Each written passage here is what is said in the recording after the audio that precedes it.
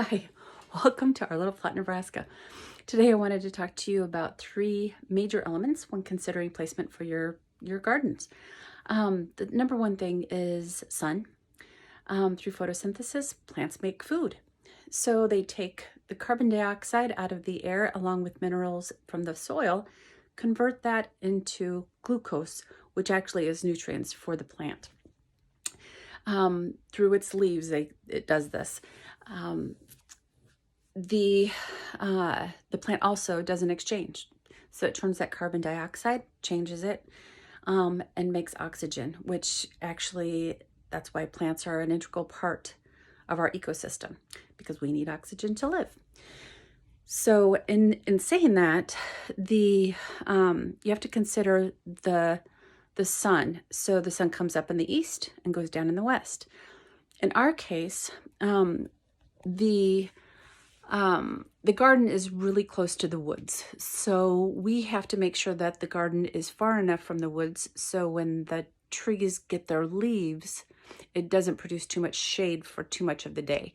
So we're placing them strategically in a sense, so the shade doesn't affect the optimal time of the sun, so the plants can get as much sun as they can during the day for optimal growth. And so that it's also changing those chemicals for food in their biology. So anyway, the other thing is water. We have a hydrant that's right next to our little goat barn, and that water source, we haven't decided yet if we're going to use sprinklers or if we're going to place soaker hoses in our garden beds. And the reason being is because sometimes if the soaker hoses are on too long, we don't want to get root rot. So it might be more manageable with just having a sprinkler on them. Don't want to soak those roots to the point where they are getting too wet and staying too wet for too long. So I think sprinkler system is going to be the way that we go, but that doesn't necessarily mean that it wouldn't work for you if you have a slow drip soaker hose. The other thing about water is that you don't want to use buckets that have transported anything that could potentially harm your plant or your soil. So make sure that it's cleaned out before you were to water your plants. And along with water too is that it's handier to place your garden beds near your water source, so you're not lugging pails and pails and pails of water. The last thing is soil. With soil, we are using a potting mix that has been heat treated, so a lot of the potential seeds in the soil that could create weeds are going to be kind of, in a sense, burned out. That's the way I understand it anyway. So we were told, I had gone into the nursery and had talked to Bob at Robert's Nursery, actually, here in Nebraska. And I wanted to do a Merle's mix because I kept doing all of this research and was reading great reviews about how people had used this specific mix. Went in and talked to Bob, and he says, there are about 10, he goes, you could look up 10 different things and get 10 different results. People would think that their ideas are the best. So anyway, he recommended that we use this blend potting soil. It has compost in it. It's a good starter base. And then he also recommended that we put 3 inches of topsoil on the top. So we are going to go up about 2/3 on our garden beds with the potting mix, and then we're going to add about 3 to 4 inches of the topsoil. We ended up ordering for 5 4x7.5 feet beds, and then the 2 4x4s, 7 yards of the potting mix, which is a lot. However, we have other places that we can put some of that soil if it's too much. So we'll be delivering that next Monday. And yeah, so we'll be getting that going.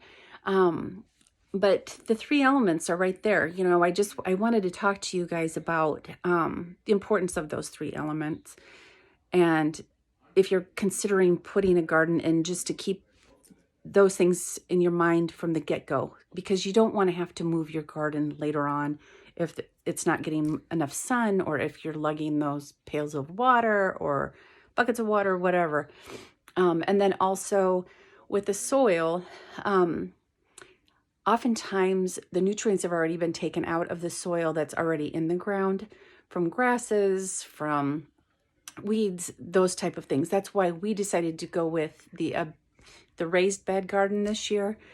Even though we're putting all of these boxes in an area that was down by where our goats used to be. So the soil should be pretty good just because of the goat poop. But we just thought we'd start off in a different way and make it more manageable. And that's why we're going the route that we're going.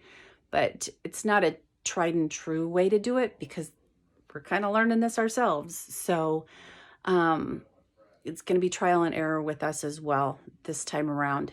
Even though we've had gardens in the past around our property, things just haven't grown as well as I had hoped. And I think it has a lot to do with the soil. We had water and they were in sunny areas, but I think it was soil related. So that's why we're giving this a go. Anyway, I just wanted to stop in, let you guys know my 3 cents about that. And I am going to be posting on Mondays, Fridays, and Saturdays. This Friday, we will also be talking about selecting seeds. And there are certain vegetables and herbs that grow better together. So I'm going to cover that on Friday. And then Saturday, we are going to be cardboarding the raised beds, getting them ready for Monday when they deliver 7 yards of soil. Anyway, wish you guys were here to help me lug all that stuff and help me stick it in the raised beds, but that's just the way it goes. But anywho, have a great Monday. Thank you. Thanks for subscribing and liking our page. We're real dorky people, but I really think it's important to share this journey with a lot of people out there with the price of food as it is. Thanks a bunch. Thanks for stopping by. Take care. Follow and subscribe. Our Little Plot, Nebraska.